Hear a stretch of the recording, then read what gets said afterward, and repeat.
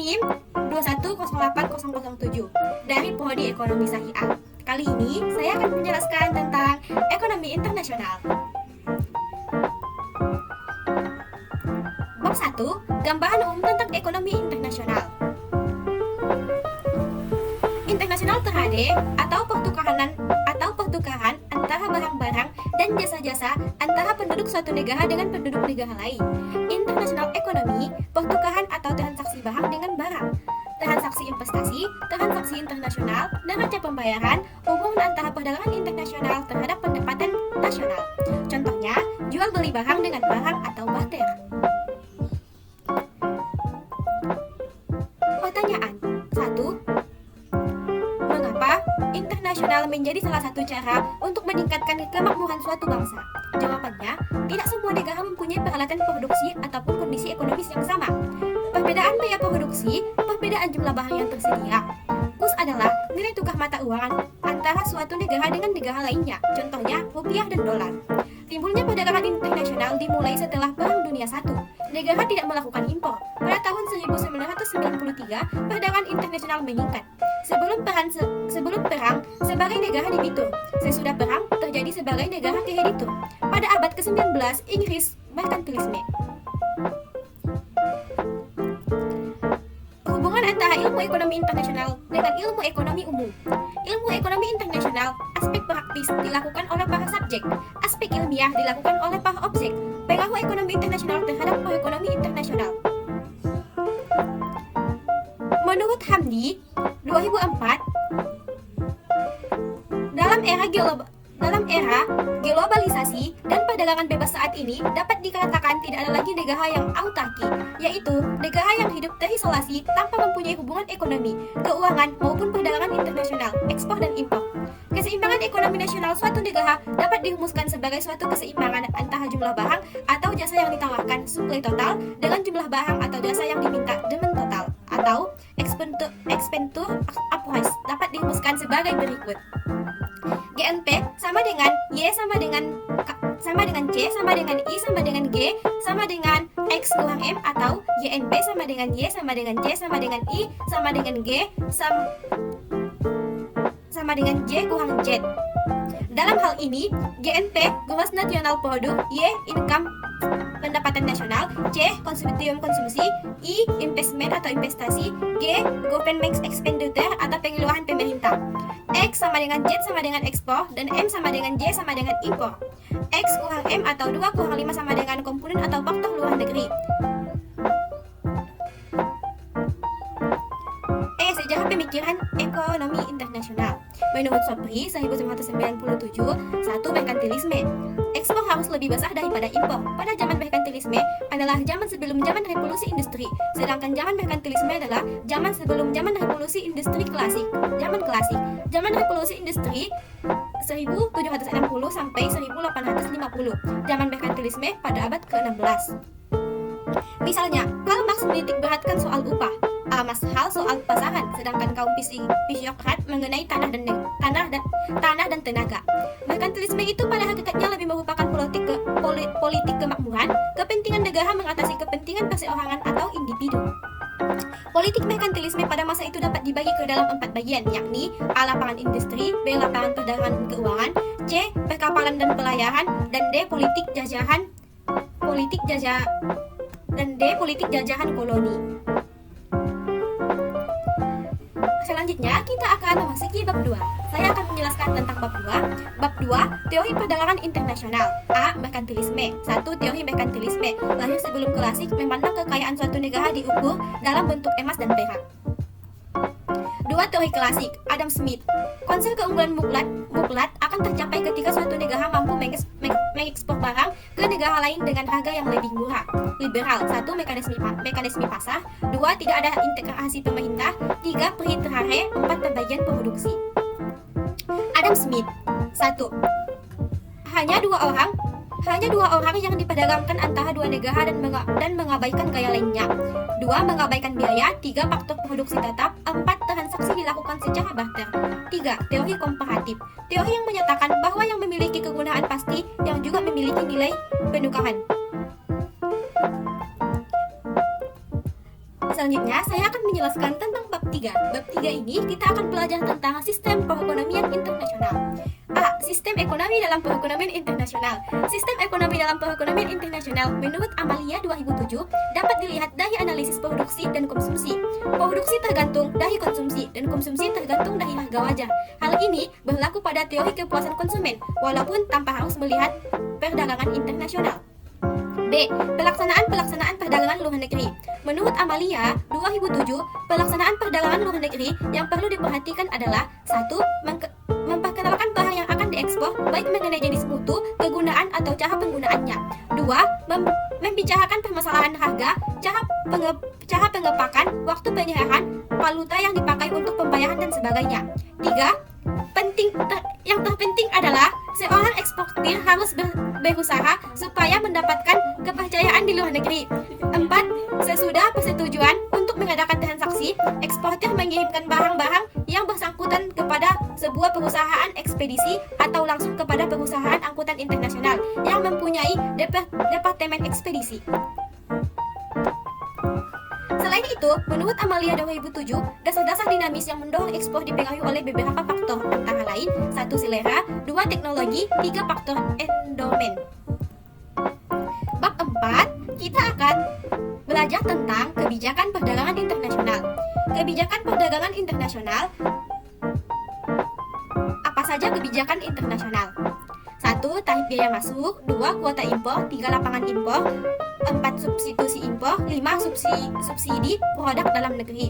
Ada 4 kebijakan ekspor, yaitu 1. Primer atau subsidi merupakan bantuan, 2. Diskriminasi harga, 3. Larangan ekspor, 4. Politik dumping.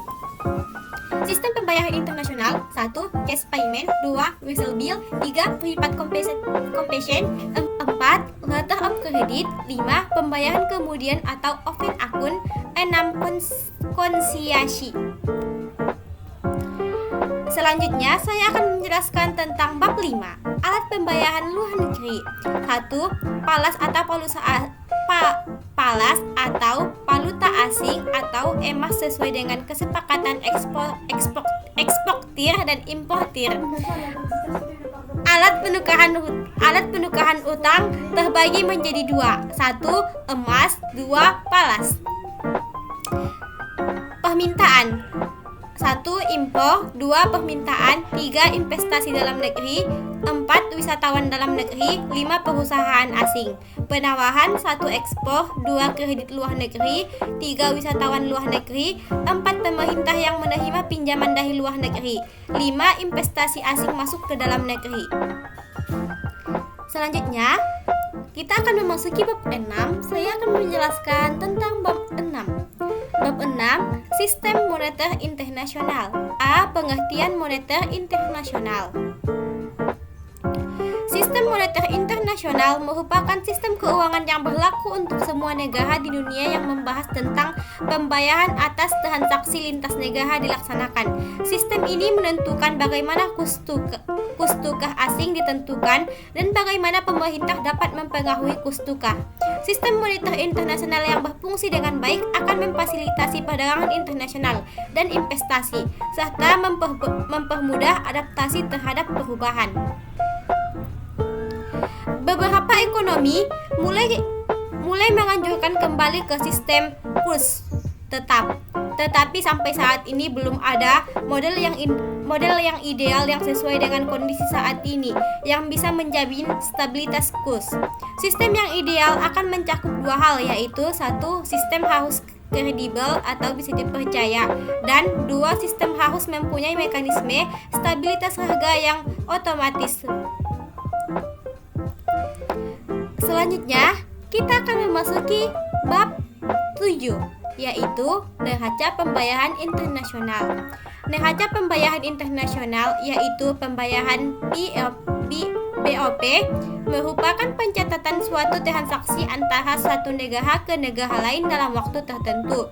Tujuan negara memberikan informasi terhadap stakeholder kepada serta membantu kebijakan dalam suatu negara.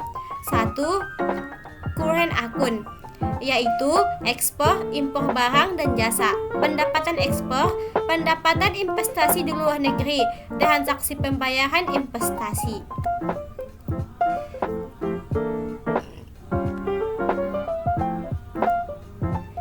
Debit, transaksi yang menimbulkan kegiatan ke negara. Kredit, transaksi yang menghasilkan penerimaan pajak. 1. Transaksi berjalan current akun. 2. Transaksi modal capital akun.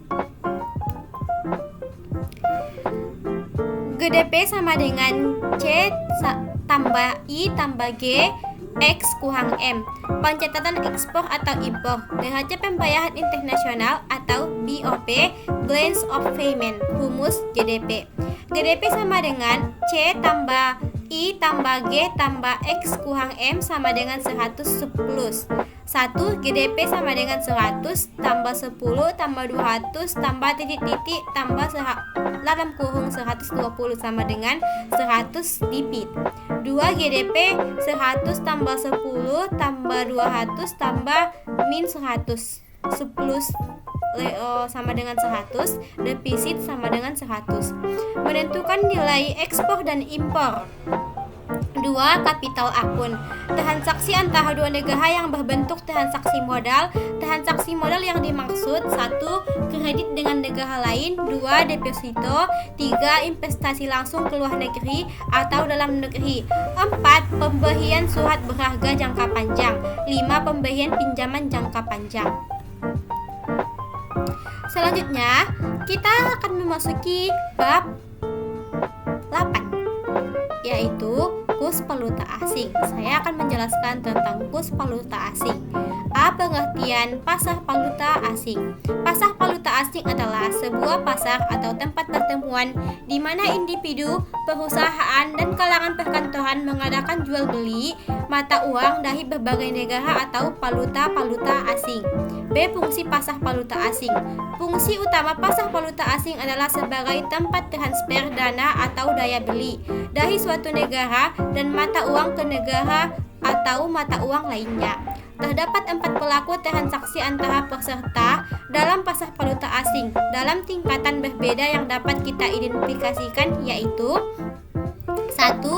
Pada tingkatan terendah atau tingkatan pertama, terdapat para pelaku transaksi tradisional seperti para wisatawan, importir, eksportir, investor, dan sebagainya. 2. Tingkatan kedua, terdapat bank-bank komersial yang bertindak sebagai perantara pemakai. 3. Tingkat ketiga adalah para pialang valuta asing yang bertindak sebagai perantara bagi bank-bank komersial di suatu negara untuk menukarkan berbagai jenis mata uang berikutnya dalam pasar mata uang skala besar. 4. Tingkatan keempat adalah bank sentral yang bertindak sebagai pembeli dan penjual terakhir bagi keseluruhan valuta asing yang ada di suatu negara. Fungsi pokok dari pasar valuta asing adalah fungsi kredit. C. Jenis-jenis pasar valuta asing. 1. Pasar spot atau pasar tunai. Pasar spot adalah pasar yang memfasilitasi transaksi nilai tukar berjalan suatu valuta. 2. Pasar forward. Pasar forward adalah pasar yang memfasilitasi perdagangan kontrak forward mata uang. 3. Pasar Johannesburger. Pasar Johannesburger adalah merupakan pasar yang memfasilitasi perdagangan kontrak Johannesburger. 4. Pasar Johannes Option. Pasar Johannes Option merupakan pasar yang memfasilitasi perdagangan kontrak Johannes Option. Selanjutnya, kita akan memasuki bab 9, yang dimana kita akan mempelajari tentang globalisasi ekonomi. Globalisasi ekonomi. A. Pengertian globalisasi dan globalisasi ekonomi. Globalisasi menurut Arnold Hocher yaitu jaringan kerja global dalam saling ketergantungan dan adanya persatuan dunia. Contohnya, 1. Globalisasi menurut John Hayek yaitu suatu proses dengan kejadian dan keputusan di salah satu belahan dunia yang pengaruh terhadap masyarakat dunia. Dua, globalisasi menurut Eroten Bank, yaitu percepatan dari integrasi perusahaan dan pemerintah dengan negara yang berbeda. Tiga, globalisasi menurut Selo Soy-Merjan mengartikan bahwa suatu proses terbentuknya sistem organisasi antara masyarakat di seluruh dunia yang bertujuan mengikuti sistem kaidah-kaidah tertentu. Globalisasi adalah keterkaitan antara ketergantungan antara bangsa dan antar manusia di seluruh dunia melalui perdagangan investasi, perjalanan budaya, dan bentuk-bentuk integrasi yang lain sehingga batas-batas antar negara itu tidak terlihat. Pendorong globalisasi. Pendorong globalisasi terdapat 5 dorongan. 1. Dorongan pasar. 2. Biaya. 3. Dorongan pemerintah. 4. Dorongan persaingan. 5. Dorongan faktor lain. Selanjutnya, bab terakhir, yaitu bab 10. Saya akan menjelaskan tentang organisasi dan kerjasama internasional. A. Pengertian organisasi internasional. Organisasi internasional atau yang disebut multilateralisme adalah suatu istilah hubungan internasional yang menunjukkan kerjasama antar beberapa negara. Konsep dasar ekonomi internasional: 1. Neraca perdagangan. 2. Neraca pembayaran. 3. Nilai tukar falas. 4. Keunggulan absolut. 5. Keunggulan komparatif. Beberapa pendekatan dalam bisnis internasional terdapat 5, yaitu 1. Ekspor dan impor. 2. Lisensi. 3. Kantor cabang pemasaran. 4. Joint venture. 5. Investasi. Hambatan-hambatan bisnis internasional: 1. Kurs atau mata uang. 2. Sosial budaya. 3. Ekonomi. 4. Hukum dan politik. 5. Bahasa.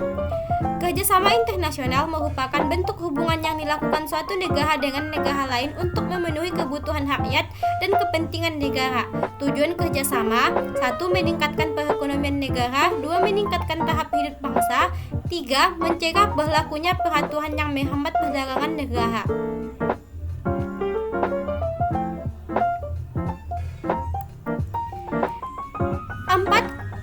Manfaat ekonomi internasional. Manfaat ekonomi internasional terdapat 2, yaitu 1. Meningkatkan uang negara. 2. Mendorong transfer teknologi dan yang lain. Faktor penyebab kerjasama internasional: 1. Perbedaan sumber daya alam. 2. Perbedaan faktor produksi. 3. Penguasaan ilmu pengetahuan dan teknologi. 4. Penghematan biaya produksi. 5. Komisi ekonomi yang berbeda. 6. Perbedaan iklim. Bentuk-bentuk kerjasama internasional: 1. Kerjasama bilateral, kerjasama yang mengikat 2 negara. 2. Kerjasama regional, yaitu kawasan atau lokal atau sekitar. Kerjasama multilateral, beberapa negara atau lebih dari 2 negara. Kerjasama antar regional, antar benua, kawasan yang berdekatan. Organisasi kerjasama internasional, yaitu terdiri dari 8. 1. ASEAN. 2. NAFTA. 3. APTA. 4. APEC. 5. ADB. 6. UNDP. 7. IME. 8. OPEC. Kita sudah ada di penghujung. Jadi itulah tentang ekonomi internasional yang bisa dapat saya jelaskan. Semoga kawan-kawan bisa mengerti. Kurang dan lebihnya saya minta maaf. Assalamualaikum warahmatullahi wabarakatuh. Bye-bye.